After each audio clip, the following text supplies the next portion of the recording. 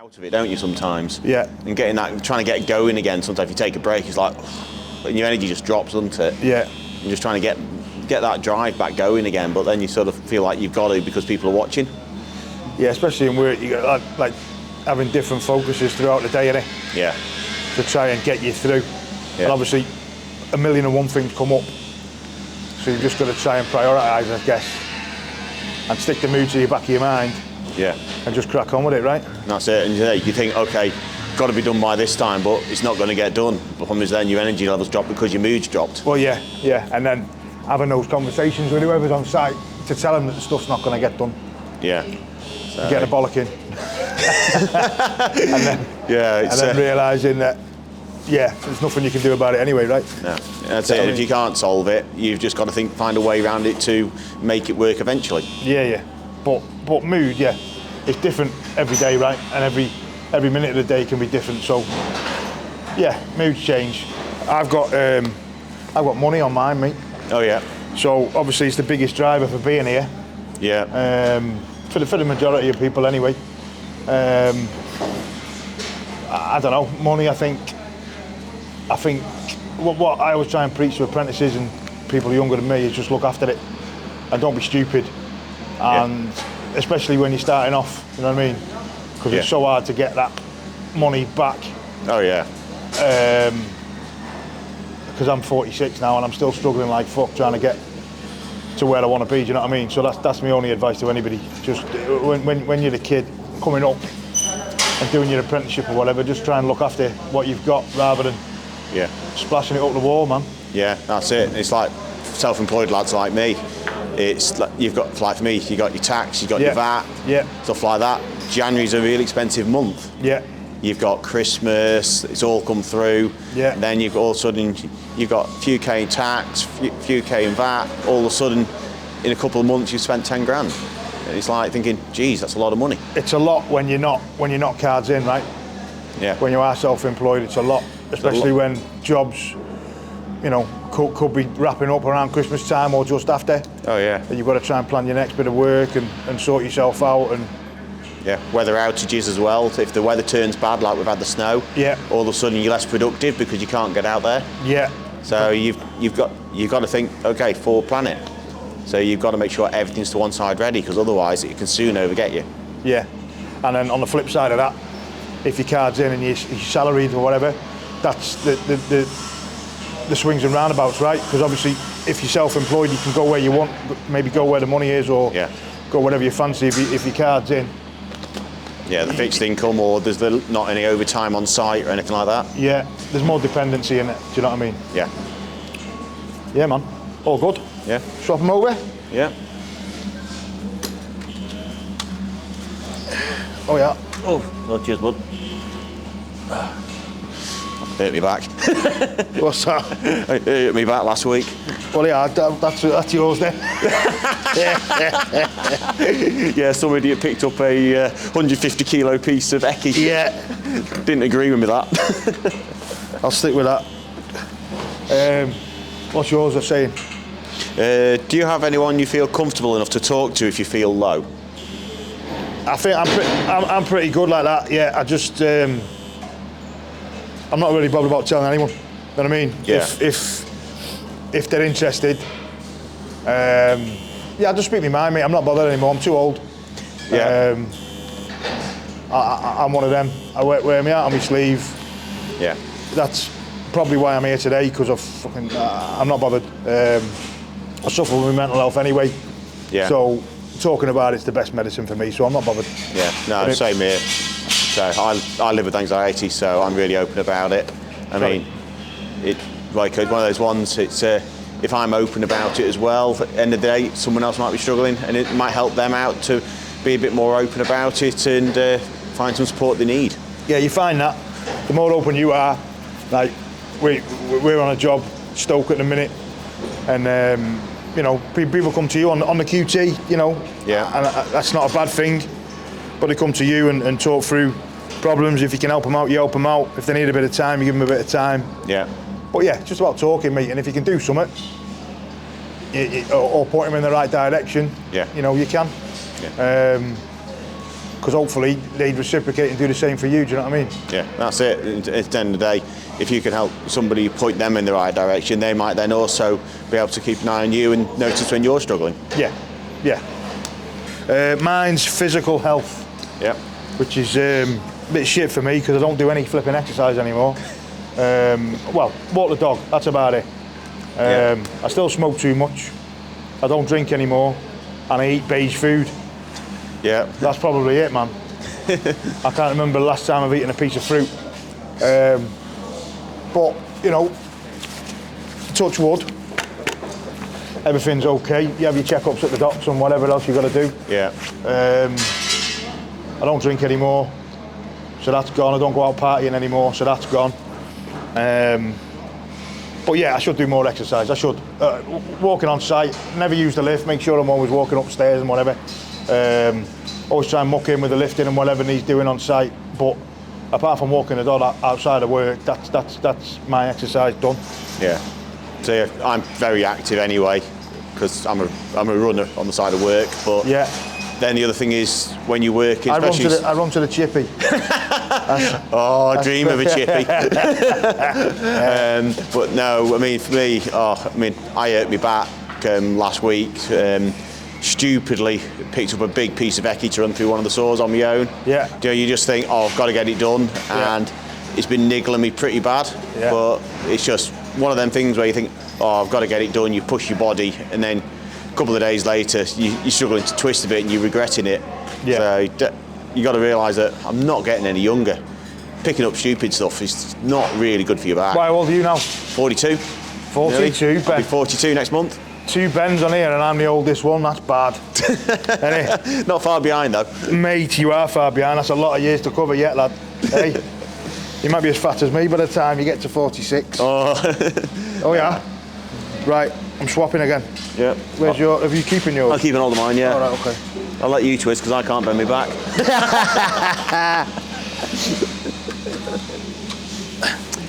You leave me groan like an old man. I've got a good one.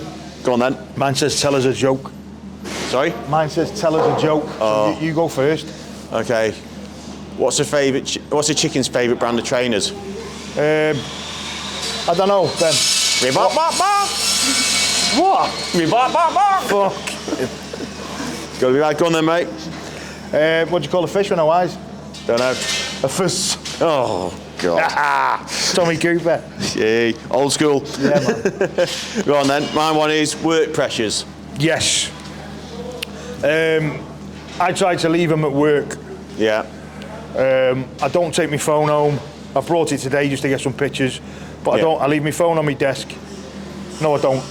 Yeah. No, I don't, because I'll get a bollocking for that. I put my laptop and my phone in my bag and I take them home. That's what I do. But I don't open it till the next day. I figure if I haven't done it in the time frame that's allotted to me in the work time, it can wait till the morning. Yeah. And that's only a recent thing. Yeah. Yeah, I've just started doing it since March probably. Yeah. Because there's no point taking it home with you. We don't, it's a job at the end of the day, isn't it? Yeah. Well, I try to leave it at work, but also being self-employed as well with it. It's a matter of time taking it home doing paperwork at night. Yeah. And I mean, there's times where you've tucked the kids in bed, say, I've been out training, come home, it's 10 o'clock at night, right, I'll jump on the software on my phone, do a couple of invoices, go and get a quote together, stuff like that. And then you soon realise it's gone midnight. Yeah. And I do need to allot my time a bit better, so I get to switch off better, which would probably help me sleep more. Yeah. Yeah, time management's a good one, isn't it? You know? Yeah, when you're managing everything, you never actually switch off properly. No, but you got to make time for yourself, right? Yeah. And I suppose unless, mind you, if you're working for yourself, sometimes jobs might consume you that much that you're in it 100%. Do you know what I mean? 100 miles an hour. But I think that's the benefits of being cards in, because you are contracted to X amount of hours. Yeah. Yes, you probably do more, but there is a shut off time. Yeah. And I think most employers realise that now. Yeah. And I suppose it depends what job you're on and the nature of that job and what the time constraints are and everything else. But yeah, I think you've got to make time for yourself and your own headspace and everything else nowadays. See, for me as well, my work is also an offshoot of my personality. It's what? Some of my work is an offshoot of my personality because some of it's creative, working some older buildings as well, and things like that. Yeah. So the pressure's there because it is part of you. Yeah. And it's your creative element. Yeah, because you're interested in it, right? Yeah. Yeah. Yeah, but I think I don't class that as work pressure, though, right? No, but it does become that way because you lose the joy of it sometimes. Yeah. And where you come into an industry 20 years ago, and it originally being a hobby that you turn into a business. Yeah. And then you develop into the trades. Yeah. You've always had or you think, well, that's actually been part of it from the beginning. Yeah. So it is part of the work pressure because it's part of basically performing the role. Yeah. Yeah. Well, what is it you do, Ben? I'm a carpenter joiner. All right, okay. So bespoke stuff or just? A lot of it's sort of like bespoke, sort of working out problems that aren't really quite off the shelf as well. Yeah. So it's like you'll get a domestic client coming up to you and going, I want this to fit in a certain space, I can't get it, or no one will do it because it's too hard. Yeah. Or you'll get like commercial holiday lets and things like that, and you've got narrow time scales because they've only got a 4-day shutdown, but you've got a 5-day job. Something different every week then, yeah? Yeah, but that also applies to pressure. Come on, sit on here, lad. Go on. Come on. Come on, son. I want a new bag. You can have whatever you want with that bump. Is he doing Father Christmas then? Has anything happened recently that's made you happy? That's made me happy. Coming here's made me really happy. So I don't spend time with my sister that much. So seeing like her world's been really, really nice because I don't, like I say, we haven't had that much of a relationship for a long time. So kind of going over new ground has been really, really nice. That's cool. Yeah. That's cool. I've had such a nice couple of weeks, to be fair. I've spent a lot of time arranging, doing the podcast, which has left me feeling just really nice inside, like really cozy inside and happy and like supported, and you know, because going to work and asking them to do something like this it's a bit scary because you're kind of putting yourself out there. Yeah. But it's been really positive and just loads of stuff recently. Like I've had a really nice Christmas with my family. You know, my nephew's just turned 14, which is really exciting because I'm obsessed with him. And at the minute, there's just nothing that's making me unhappy. And I do almost find myself now, though, sitting here going, am I due something? Am I due some bad juju? Is something going to fall apart? Do you question that? Do you feel that it can't stay good for ever or for a long time? I do, but then I try and use like a technique I got taught by my therapist back a day. And she used to have me do like thought diaries, and it's not always about people, about situations. And I'm like, I almost say to myself, right, what has happened in your life, right? Can I pinpoint an area that something might go wrong? Or I try and use a thought diary to kind of work that through. And then usually it always ends up with, there's no like actual evidence for that. Yeah. So, but I do feel even now at my happiest, I do feel like sometimes I am sat there going, something will happen. Even if it's just something as simple as my car breaking or my boiler breaking, I'm like, something's going to happen because I've just been quite happy bumbling along. I get that. Yeah, I get that. I feel like you have, or certainly for me, I feel like I have a certain amount of success and then I feel that something will go wrong. I don't think I'm a self-sabotager, but I do think sometimes like my own mindset is already kind of maybe a bit of self-fulfilling prophecy that this can't stay good forever. But yeah. Yeah. It's a tricky one, It's almost like you're just I'm trying to think of the word, like a doom. There is a word for it and I can't think of it. There is a word for it. There is? Do you know what I mean? I know what you mean. Yeah, it's almost like a doomed tourist in a way, like sat there going, I'm just waiting for something to come in. I think it's like a deserving thing. Do you know what I mean? Like, I don't deserve to have this much of a good thing. At some point at the time. Oh my God, yes. Yeah? Do you think it's deserving? Yeah. Yeah, because I've always had to like, and putting this back to like, because I've always had to like fight for what I want and what I need, and I've always had to please other people in order to feel safe, because I've done nothing but please myself in the most selfish way possible for the last 2 years. I'm probably a little bit like, oh well, I probably deserve something bad to happen, but I think the most healthiest thing I've ever done is only please that myself. Bit more selfish. Yeah. And I think maybe that's it. Maybe it's you're actually looking at your own needs now rather than just reacting to other people's stuff, and your life being impacted by other people more than your own kind of volition. I think that's really important. Yeah. But yeah, I think the doubts thing does come in. If you've ever been in a situation where you're younger, where you feel any element of like not being good enough or not deserving, it will kind of creep in. Yeah. Definitely for me, definitely the case. You're very good at this. Doing breaking Yeah, it is. Good at this, but It is. But you've now created something so different from what you used to. I can understand why you'd feel the unease, because it's not comfortable. yeah. Do you think that's why? Yeah, I think you're so. struggling? I think in terms of nursing and stuff, I'm quite comfortable and I'm quite confident talking to anybody, and I like kind of analysing and hashing stuff out and kind of getting under the skin of it for people and kind of getting into their little bubble. But I think, what I'm doing now is very like, it's unknown territory, and it's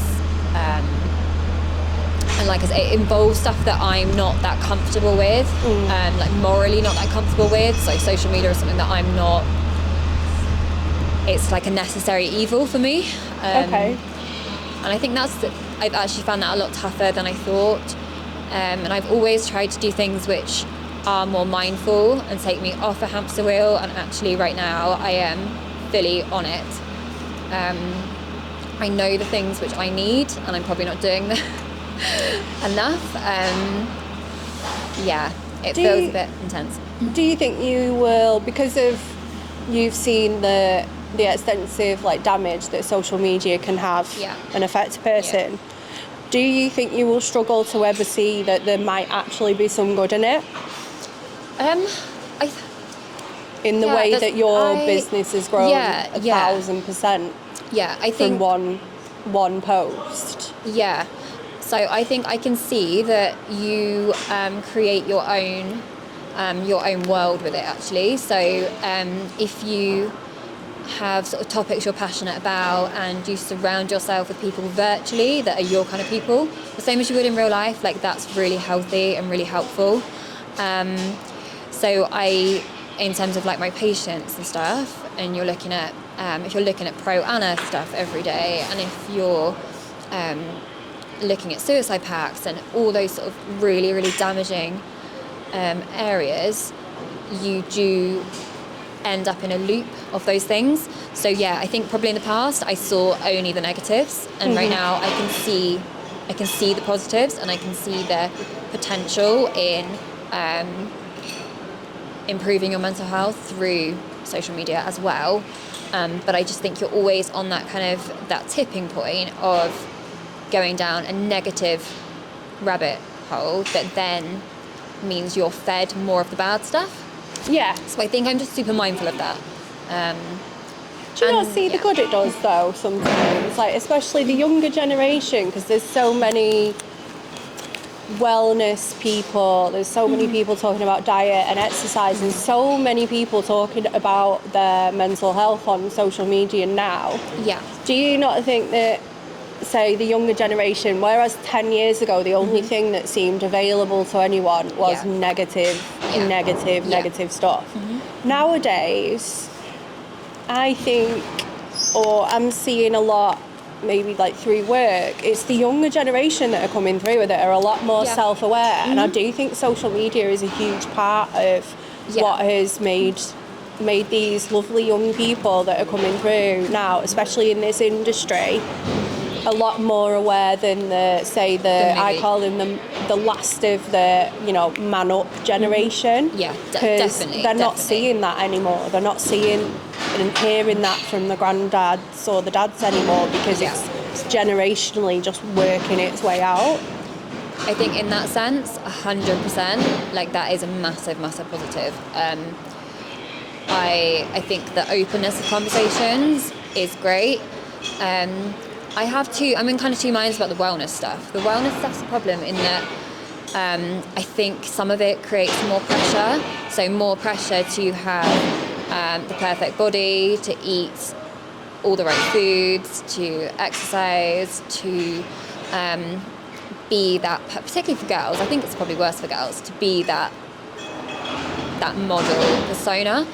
And I don't think the wellness arena is very realistic for the average person. Okay. I can see that. I can see that.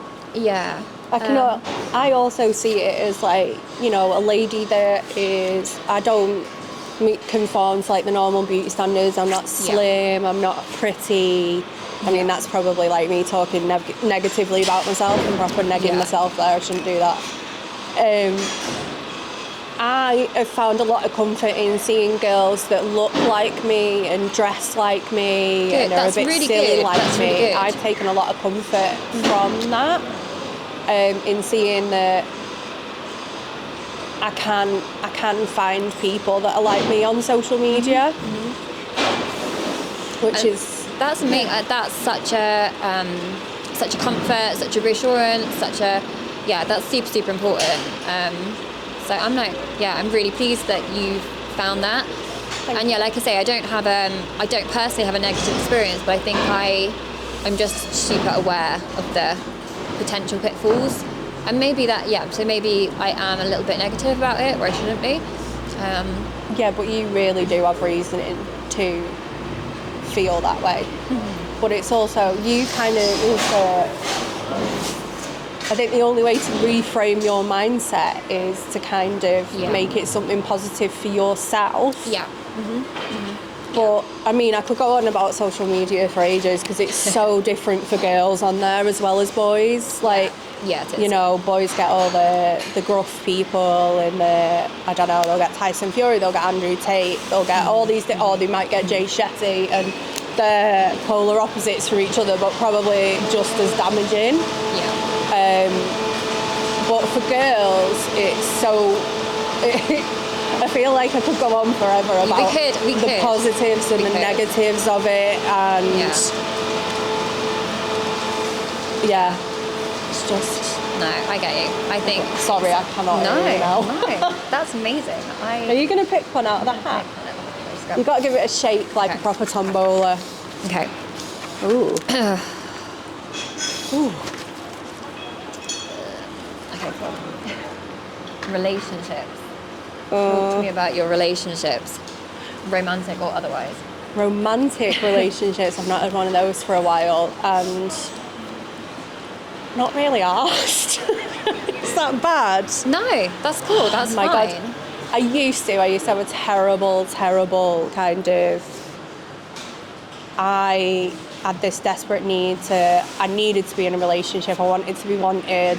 I even thought that sex was the only way that I could get someone to like me. Like, you got give it up and he'll stick around or whatever. And now, I think I've healed they call it, I think the phrase everyone uses nowadays is, I've protected my peace so much, I've made it like a fortress. I think if anyone wants to get in, you are going to have to knock on my door and be quite content with the fact that I'm just going to expect you to move in immediately, Yeah. become a cat dad and just sit on the sofa and rot with me. I've just got no interest in them at all.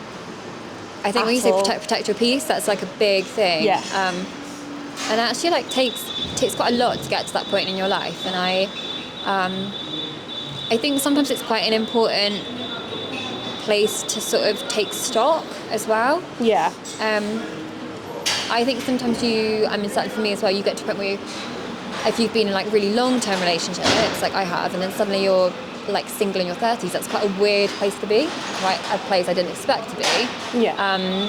But at the same time has given me space to think about what I want to do, and maybe who I want to be as an individual and not just as a partner.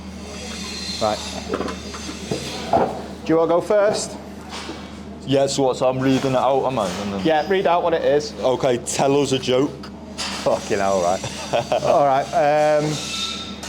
This joke, I don't know why it sticks in my head. It's from being a kid. So the joke is, guy goes for a job interview and he gets the job. He's about to be handed the job, but the guy says to him, right, you can have the job as long as you can put fascinate in a sentence. Yeah.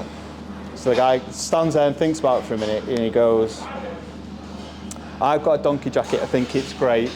It's got 9 buttons, but I can only fascinate. Yeah, it's a dad cheesy joke. Have you got one? Yeah, what hand do you wipe your arse with? Well, I use toilet paper. So they're as bad as each other. My one is, how would you describe your current mood? If I'm perfectly honest with you, Ollie, it's a state of anxiousness. So I've got so much shit going on in my life right now.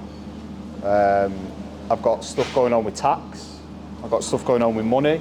I've got stuff going on with the flat that I'm living in. I've got stuff going on with my kids. I've got stuff from an old relationship that I'm trying to work through and deal with. I've got stuff in a new relationship that I'm trying to work through and understand. And it's a lot to take on at the minute. And it is getting a bit heavy and it is starting to wear at me. I'm burning out a lot at work because my go-to safety thing is to just bury myself into work because it's what I know. Yeah. And it's a comfort thing that I do. And I think as well, because it is a comfort thing, it's something that I do because I feel like I'm achieving, because one of the biggest things that I struggle with is I feel like I'm failing all the time.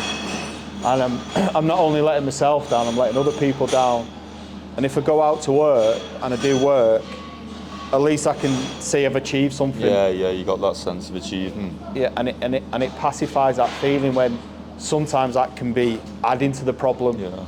Because not that I'm ever running away from my problems anymore. I do face them head on now and I deal with them the best I can. But sometimes I do it in a way that can have negative effects on other things.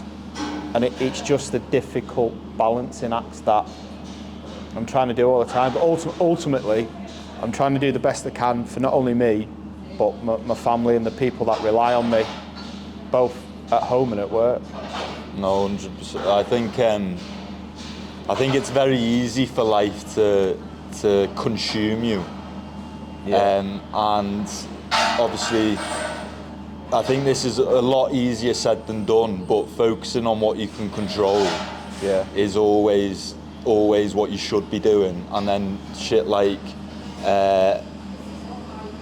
your car breaking down randomly, you can't control that external event. You can just phone the AA company and just sort of like leave that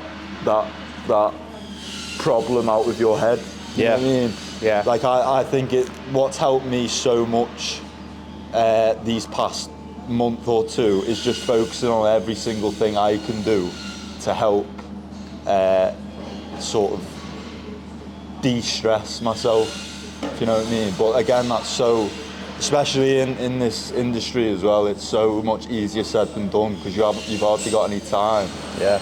But it helps to just remind yourself of that, man. Like, what can I control? What can't I? You know? Yeah, exactly. Yeah.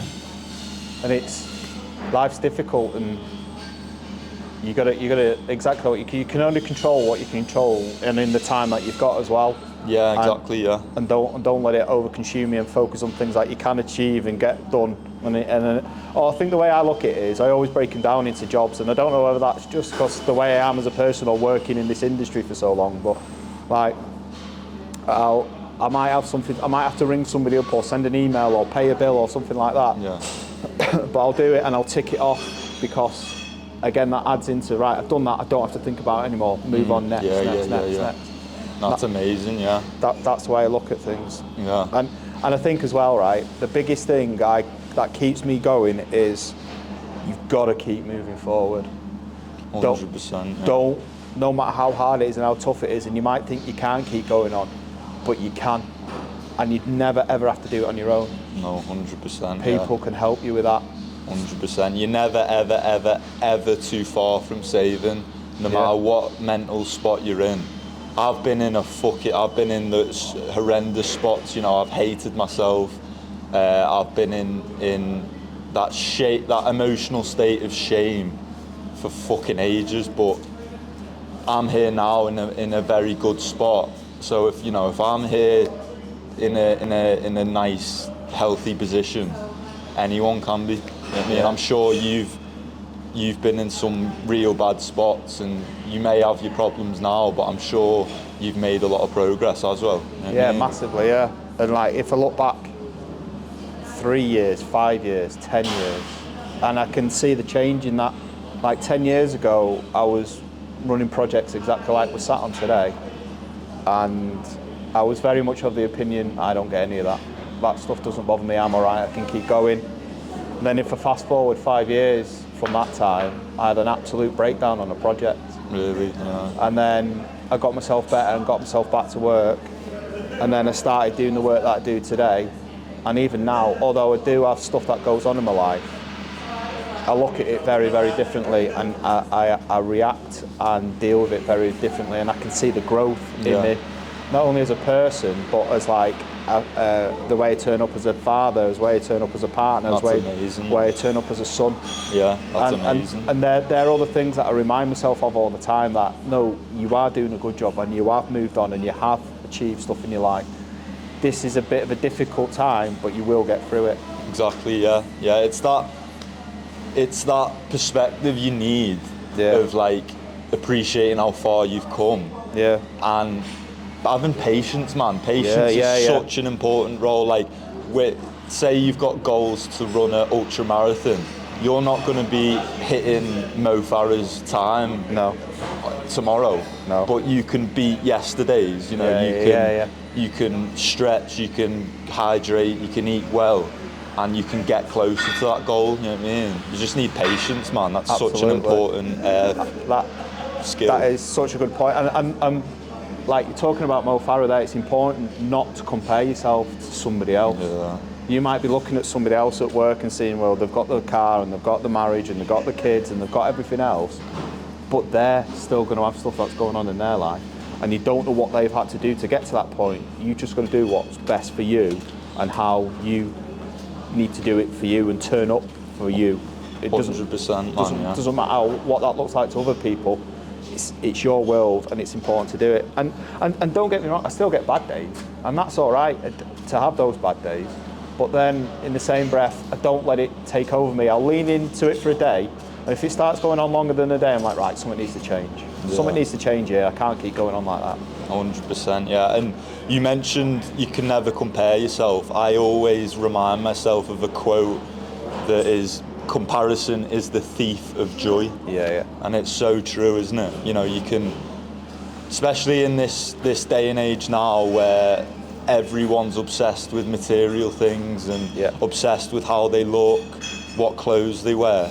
You just need to constantly remind yourself that comparison's the thief of joy, man. Like, if you're on Instagram, don't be comparing yourself to these people with millions of pounds, because you don't know what's going on in their head. You don't know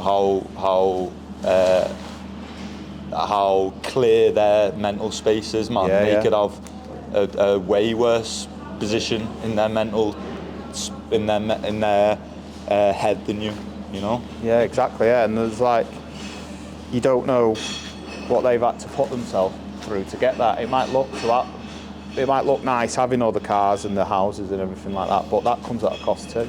Yeah, no, 100%. Yeah. Should we get another ticket? Do you want to grab another one? Yeah, son.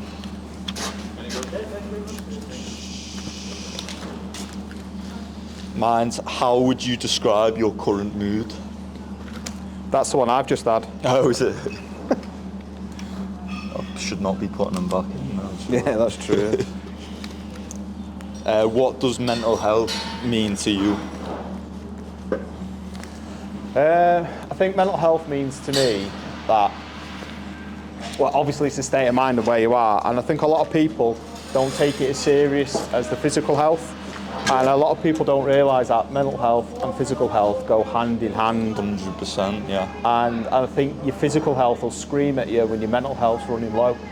Yeah. Because like if you're ignoring all the signs and everything like that, you'll start to find yourself being run down all the time, feeling ill. Like for me, I get cold sores. Like I'll start to get cold sores, or my fingers will start to split. The skin on my fingers will start to split, and it's my body screaming at me, saying, "Slow down! You need a break. You need to. There's something going on, and you need to deal with it instead of ignoring it." Yeah. No, it's amazing. I think a lot of people can learn from that. I think awareness is probably the most important skill a human can have, in my opinion. And your self-awareness is the most important. Yeah. And then, like you've just said there, recognising when your body's showing you signs that you need rest, or showing you signs you need more sleep, or like being aware of like, hang on a minute, I'm eating this meal every day for my break and I'm feeling like this way, maybe I should eat this instead. Yeah. You know, there's so much, like that awareness bracket covers everything. But I think self-awareness to start with is the most important, you know, to recognise your own behaviours and how that makes you feel as well. Yeah, definitely, because at the end of the day, don't matter how many people rely on you, you've got to look after yourself first. 100%. And have that self-awareness to realise that, so you can be there for those people. Exactly, yeah. And like you were speaking about that meal then, like imagine filling your car up or your van up with like cheap crap diesel. Yeah. It'd break down, like all the cheap quick food that we eat on site, and the energy drinks and the caffeine and everything like that. And then you're wondering why your body's letting you down and you feel crap and your mood's low all the time. It's because and I'm just as guilty as this, like filling my body with crap. Yeah. And it has a way of screaming at me and telling me again. It does, man. Yeah, I'm very locked in with my diet, to be honest. I eat 90-95% clean food. Yeah. And I don't give a fuck about my physical. It's the mental clarity it's given me. It is honestly, I can't verbally express how much of an impact eating clean food, looking after my gut health, and just staying on track with that stuff. It doesn't mean you haven't got to enjoy your food. You know, I absolutely love my food, but it's just finding that time in the day to cook and to get some decent ingredients and, you know, whip up some food that's going to make you feel good after. Yeah. Which, like we said before, in the construction game's hard, but it's still possible, man. You still got a few hours throughout the week. You can build it into your routine as well. Yeah, because I think 100%. routine's a massive thing. Yeah, Like, huge. getting up and having that routine to start your day. Big thing for me is I always make my bed, because at the end of the day, if I've had a really shit day, whether it be at work or just something's gone on, or my mind's gone overdrive and I'm full on attack mode, at least when I get into bed, I'm getting into a nice, clean made bed. Yeah. And again, so I'll get up, I'll make the bed, I'll go clean my teeth, I'll get ready, and that's the routine started. Exactly, yeah. Like, people listening to that are probably going to be like, yeah, it's your bed, mate. Like, that's not going to change my life. But I think the secret is these little wins throughout the day. Like, habits do create your life. when it's over a space of years, isn't it? Yeah, so it's exactly, like that small 20 seconds in the start of your day fixing your bed, it has so much more of an impact than what you actually think it does. Yeah, like with the work that I do nowadays, a lot of people are asking me to help them achieve goals and stuff like that. When they have these aspirations to have all these things, and absolutely can go out and achieve them, but they want to do it quickly. And I say to them, right, imagine you're climbing up a ladder to get to where you need to go. And your ladder, you want to take these big jumps to get to it, but it's really hard to grasp the next rung of the ladder. You reach and you can't get it. You get pissed off of it and you give up. Whereas if you do, your ladder has got loads of little rungs in it, you can work your way up that ladder and you feel like you're achieving stuff, and you can see your progress and you can see how far you've gone. And before you know it, you've climbed to the top of it and you're achieving that goal and you're setting new ones.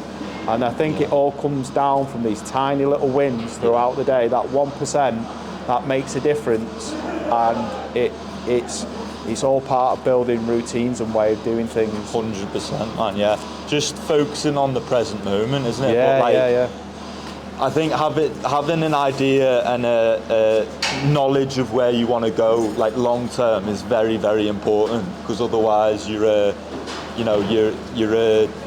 a sailor in the Pacific Ocean without a destination, aren't you? Yeah. If you're aware of where you want to go, or you've got a kind of rough idea, whatever that be, then honing in on the present moment and just doing shit to get you closer to that goal, that destination is vital, isn't it? It's absolutely. It's a game changer. So my question is, why do you think there's such a stigma surrounding being open and honest about your mental health? I think people are scared to talk about it in case it's used against them. Yeah. And seen as a sign of weakness. And people are scared to do that, and because nobody's doing it, or very few people are doing it, those people who are talking about it, they might have seen them, had the piss taken out of them, or marginalised. It's like, you know what, I'm not doing it. I'm just going to ignore it and push it down and just keep going. Yeah. But hopefully with people like yourselves and the work that I get up to, that nowadays we can start to break down those barriers of stigma to show that you can talk about this stuff. It's okay to talk about this stuff.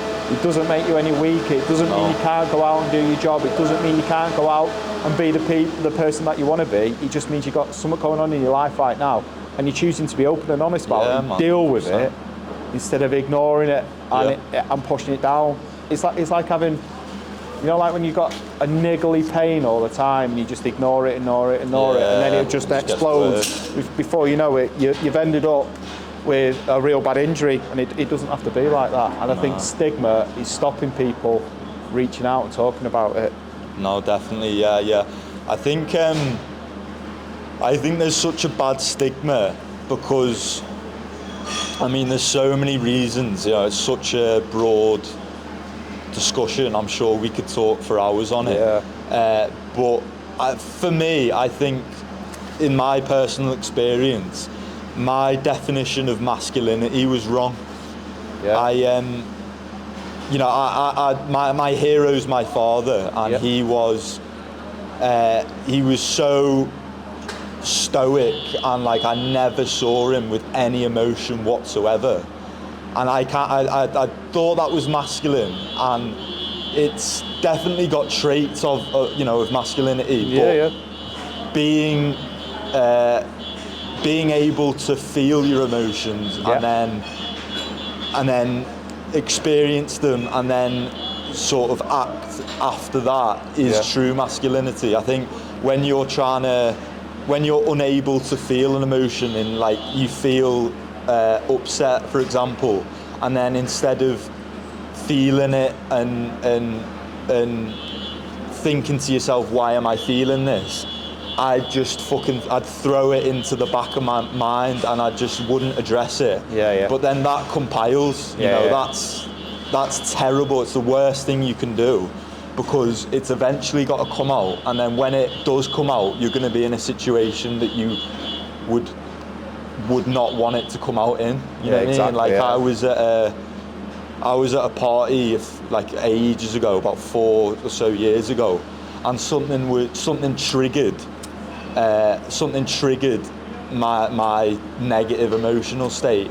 And because I wasn't addressing it in my own time, in my own space, I fucking bawled out in front of all my mates, in front of some girls, and it was a terrible situation, but that was put on myself because I wasn't addressing it, you know what I mean? Yeah, exactly. And these are the things, and I think, like you were talking on about like the masculinity side of it, and seem to be as a male, we seem to be providers and the leaders and the strong ones for people. But I had like a moment of clarity, or like, I don't know, maybe it was a moment of clarity where I thought, is it not a sign of being a strong leader that you can stand there, you can show your emotions, you can work through your emotions and deal with them, but still be that provider, still be that person that people look up to, and still be the one that is the strong one for people, but you're just showing all sides of you and still being able to turn up for everyone. Like, it's like the term vulnerable is linked with feminine traits, but you need to be vulnerable to be truly masculine, and that sounds. I would have disagreed with that a year ago, 2 years ago, if I heard someone say that. But it is so true. Like I've been vulnerable to my friends like in the past few months, and it's enabled me to actually fucking feel what I'm supposed to feel, and like it's like everyone, whether you're masculine, whether you're feminine, you know, whatever, you need to be vulnerable, and the people that love you fucking show you how you feel, and you know, be open, man. And I hope people like you, people like me, spreading this awareness will slowly change the stigma. Absolutely. Ollie, that was amazing. Thank you very much. No worries. Pleasure to make a feature, mate. Yeah. I'm a hugger, man. Thank you very much. I appreciate that. That was a lovely wicked. chat.